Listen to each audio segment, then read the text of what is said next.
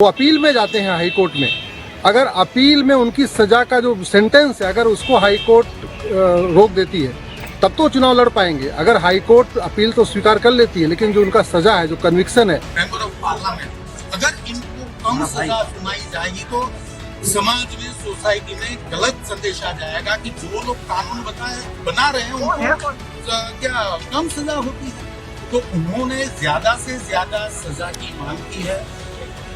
Maximum जो दंड की रकम है वो इम्पोज करने की मांग की है।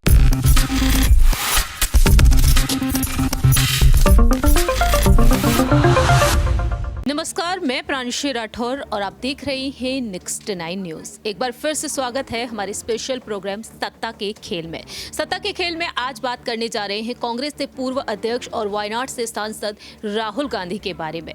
राहुल गांधी इस वक्त तमाम बड़ी मुश्किलों का सामना कर रहे हैं। सूरत कोर्ट ने 2 साल तक की उन्हें सजा सुना दी है। हालांकि उन्हें जमानत भी दे दी गई है लेकिन 30 दिनों तक इस सजा को रोक दिया गया है। हमारे साथ मौजूद है हमारे सहयोगी कपिल, जिनसे हम राय लेना चाहेंगे कि आखिरकार राहुल गांधी जिस तरीके से मुसीबतों का सामना कर रहे हैं, क्या ये दिक्कतें यहाँ पर जिस तरीके से बढ़ती हुई नजर आई, ये थमने का नाम लेंगी या फिर नहीं? क्योंकि देखा जाए तो राहुल गांधी को लेकर बार बार अटकलें यही तेज हो रही हैं कि पीएम पद की दावेदारी के लिए जब से उन्होंने आगे किया है, कहीं ना कहीं एक बेहद बड़ी चुनौती वह बन चुके हैं देश के प्रधानमंत्री नरेंद्र मोदी के लिए। तो फिलहाल यहाँ पर देखा जाए राहुल गांधी को मानहानि केस में यहाँ पर 2 साल तक की सजा सुना दी गई है। और ऐसे में रुक किया जाए, यहाँ पर राहुल गांधी को जिस तरह से सजा सुनाई गई है, क्या यहाँ पर अब उनका जो सांसद पद है वह अब मुश्किलों में पड़ता हुआ नजर आ रहा है? तो सबसे बड़ा अहम सवाल सबसे पहले यही है कपिल, आपको क्या लगता है, क्या सदस्यता उनकी वाकई में रद्द हो सकती है? देखिए, मुझे नहीं लगता कि सदस्यता रद्द होती हुई नजर आएगी, क्योंकि अगर हम जिस तरीके से चीज़ों को देख रहे हैं वो यही जो है वो नजर आती है कि बीजेपी चूंकि राहुल गांधी को प्रधानमंत्री पद का उम्मीदवार बनाया गया है कांग्रेस की तरफ से, तो उनके ऊपर इस तरह के हमले आगे आने वाले समय में भी जारी रहेंगे, क्योंकि ये जो पूरा मुद्दा है 4 साल पुराना है। और आप देखिए कि तब जो है वो इसको लेकर सुनवाई नहीं होती, लेकिन सुनवाई तब होती है जब कहीं ना कहीं राहुल गांधी की लोकप्रियता में कहा जाता है कि लगातार इजाफा हो रहा है। तो मुझे लगता है कि ऐसी चीज़ें जो है वो आने वाले वक्त में और भी जारी रहेंगी। जाहिर सी बात है, यहाँ पर जिस तरीके से कपिल ने जो बातें कही हैं, लेकिन यहाँ पर अगर सदस्यता की बात हो ही रही है तो सबसे पहले आपको एक रिपोर्ट भी दिखाते हैं कि आखिरकार सदस्यता रद्द होने की बात क्यों कही जा रही है। जरा देखिए ये रिपोर्ट। कांग्रेस के पूर्व अध्यक्ष और वायनाड से सांसद राहुल गांधी की मुश्किलें अब और भी बढ़ती हुई नजर आ रही है। राहुल गांधी को मोदी सरनेम मानहानि के केस में सूरत कोर्ट ने 2 साल तक की सजा सुनाई है। हालांकि कोर्ट ने बाद में उन्हें जमानत दे दी और 30 दिनों तक सजा पर रोक लगा दी गई है। अब राहुल गांधी ऊपरी अदालत में गुहार लगा सकते हैं। जहां एक तरफ राहुल गांधी को लेकर यहाँ पर अब ये बेहद बड़ी खबर सामने आई है, वहीं दूसरी ही तरफ देखा जाए तो सजा सुनाए जाने के बाद अब सभी के मन में एक बेहद बड़ा सवाल उठ रहा है, क्या राहुल गांधी अब सांसद रहेंगे या फिर नहीं? वायनाड से वह सांसद हैं, क्योंकि देखा जाए कोर्ट ने उन्हें 2 साल तक की सजा सुनाई है। ऐसे में अगर वह ऊपरी अदालत तक जाते हैं, अगर ऊपरी अदालत भी उन्हें राहत नहीं देती है, तो क्या संसद की सदस्यता रद्द कर दी जाएगी? और यहाँ पर अगर देखा जाए सुप्रीम कोर्ट के आदेश के मुताबिक अगर किसी सांसद या विधायक को किसी आपराधिक मामले में 2 साल से अधिक की सजा होती है तब उनकी सदस्यता पर खतरा उत्पन्न हो जाता है। वहीं बात यहाँ पर की जाए नियम और कानून के बारे में, जन प्रतिनिधित्व अधिनियम के बारे में आपको बता दें। 1951 की धारा 8, 1 और 2 के अंतर्गत प्रावधान ये है कि यदि कोई भी सांसद या फिर विधायक धर्म, भाषा, क्षेत्र के आधार पर शत्रुता पैदा करना, संविधान का अपमान करना जैसे अपराधों में शामिल हो तो उनकी संसद और विधानसभा की सदस्यता रद्द हो जाएगी। इतना ही नहीं, इसी अधिनियम के धारा 8(3) में प्रावधान ये है कि इन अपराधों के अलावा अन्य अपराधों के लिए दोषी ठहराए जाने और 2 वर्ष से अधिक सजा सुनाए जाने के बाद किसी विधायक या सांसद की सदस्यता रद्द हो सकती है। वहीं 6 साल तक उनके चुनाव लड़ने पर प्रतिबंध भी लग सकता है। अपनी सीट पर बने रहने के लिए अधिनियम सदस्यों को 3 महीने तक का समय भी दिया जाता है और इस अवधि के अंदर उन्हें ऊपरी अदालत में गुहार लगानी होती है। नहीं तो सजा सुनाई जाने के बाद सदस्यता रद्द की जा सकती है। यानी कि देखा जाए यहाँ पर नियम और कानूनों पर गौर किया जाए। अगर राहुल गांधी को 2 साल तक की जो सजा सुनाई गई है, अगर उन्हें राहत नहीं मिलती है तो कहीं ना कहीं उनकी सदस्यता रद्द होती हुई देखी जा सकती है। इस रिपोर्ट के जरिए आपने देखा सुना कि आखिरकार यहाँ पर नियम और कानून क्या कुछ कहते हैं। वहीं दूसरी ही तरफ राहुल गांधी बिल्कुल भी पीछे नहीं हट रहे हैं। सोशल मीडिया पर उन्होंने हाल ही में ट्वीट किया है। वह लिखते हैं कि मेरा धर्म सत्य और अहिंसा पर आधारित है। सत्य मेरा भगवान और अहिंसा उसे पाने का साधन।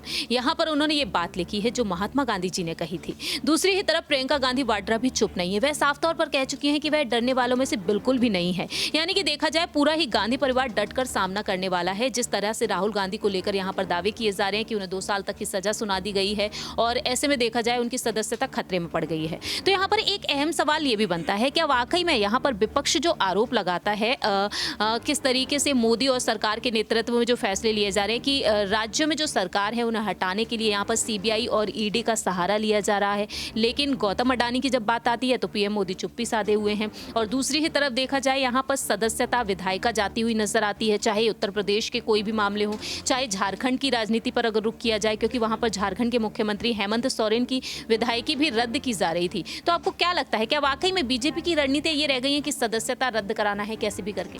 देखिए, अगर बीजेपी की बात करी जाए तो केंद्र में और केंद्र में रहते हुए सरकारें जो है इस तरह की चीज़ें करती हुई नजर आती हैं। हालांकि पिछले अगर हम 10 साल कांग्रेस के देखें तो वहाँ पर इतनी ज़्यादा चीज़ें होती हुई दिखाई नहीं दी थी। उसको लेकर शिवपाल यादव ने भी बड़ा बयान दिया था। उन्होंने कहा था कि कांग्रेस भी सत्ता में रही, लेकिन ऐसा जो बीजेपी कर रही है वो शायद ये भूल गई है कि वापस जो है वो एक बार फिर ऐसा नजर आएगा जब बीजेपी सत्ता में नहीं रहेगी। तो मुझे लगता है कि सीबीआई और ईडी का प्रयोग शायद इसीलिए भी बीजेपी इतना ज़्यादा कर पा रही है कि मैंडेट जो है वो जनता ने सीधे तौर पर दिया है। कोई समर्थन जो है वो फिलहाल बीजेपी के साथ नहीं है, यानी कि उन्हें सरकार गिरने का डर नहीं है और ये एक बड़ी वजह शायद इसके पीछे हो सकती है। जाहिर सी बात है यहाँ पर देखा जाए एक बड़ी वजह ये भी हो सकती है, लेकिन दूसरा सवाल यहाँ पर ये बनता है कि दिल्ली के मुख्यमंत्री अरविंद केजरीवाल ने जिस तरीके से राहुल गांधी को समर्थन दिया है वह यहाँ पर कोर्ट के फैसले का तो स्वागत करते हैं, लेकिन उन्हें ये फैसला बिल्कुल भी पसंद नहीं आया है। जिस तरह से यहाँ पर राहुल गांधी को लेकर जो बातें कही जा रही हैं वह साफ तौर पर कह चुके हैं राहुल गांधी के समर्थन में कि राहुल गांधी को किस तरह से यहाँ पर फंसाया जा रहा है, नेताओं के लिए यहाँ पर साजिशें रची जा रही हैं। तो क्या आपको वाकई में लगता है कि अरविंद केजरीवाल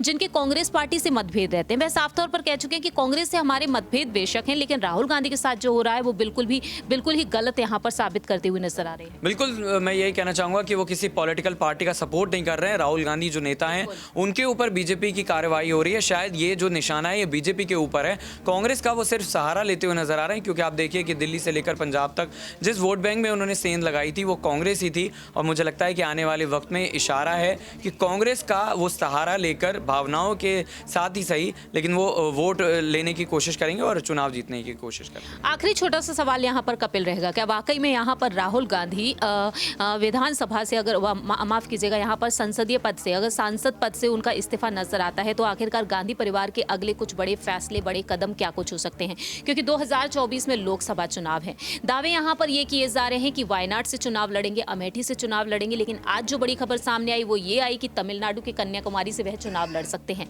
तो क्या राहुल गांधी किसी सीट से चुनाव लड़ पाएंगे या फिर नहीं? देखिए, चुनाव जो है वो ज़रूर किसी सीट से लड़ते हुए नजर आएंगे, चाहे वो वायनाड से हो चाहे वो किसी और जगह से हो।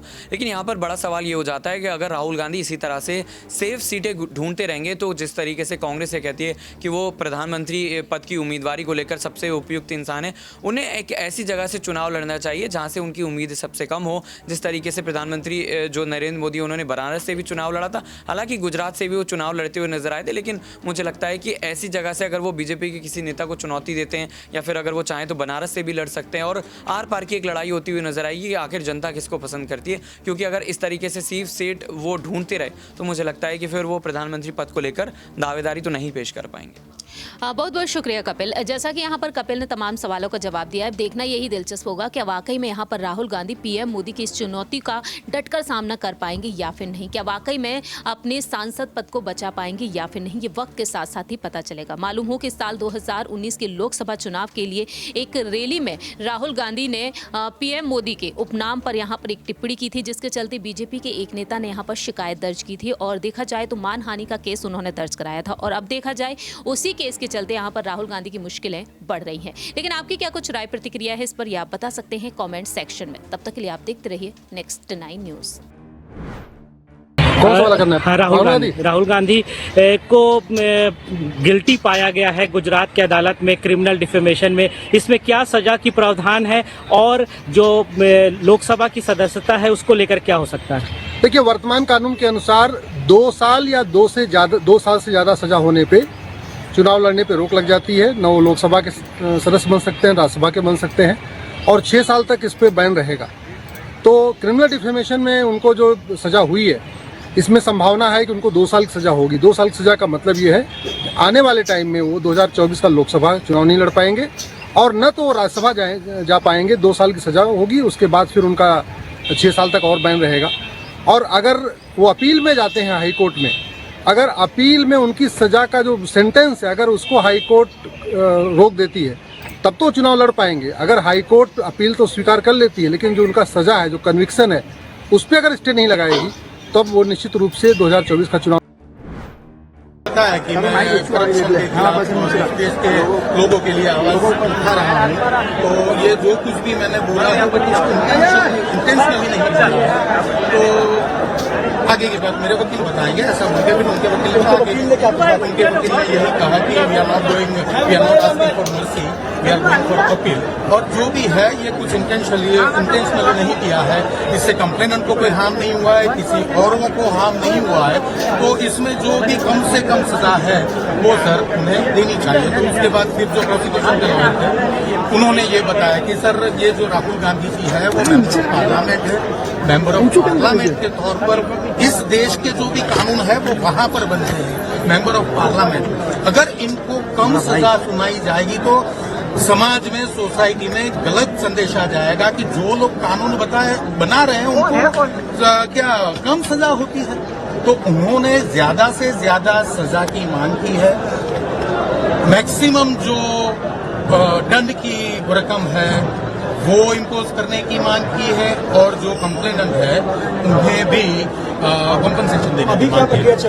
अभी बस ऑनरेबल कोर्ट ने दोनों पक्षों को सुना है। अभी जो भी है, कितनी सजा है, क्या फाइन होगा, और जो भी है वो अभी जो फाइनल जजमेंट आएगा उसके बाद आगे की कार्रवाई। वो अभी तक जब तक जजमेंट नहीं आएगा तब तक आपका इस केस से कोई लेना है ना। हमारा कोई हाँ, आपका नाम क्या है? जिग्नेश हिंगू। अच्छा, जिग्नेश, एक बात बताएं। हाँ, शायद अगर ऑनरेबल कोर्ट आज ही अपना फैसला फाइनल ऑर्डर अगर सुना देता है, ऑनरेबल कोर्ट सुना देती है, तो अपील तक के लिए वो जमानत दे के फिर 30 दिनों में उन्हें अपील दायर करें।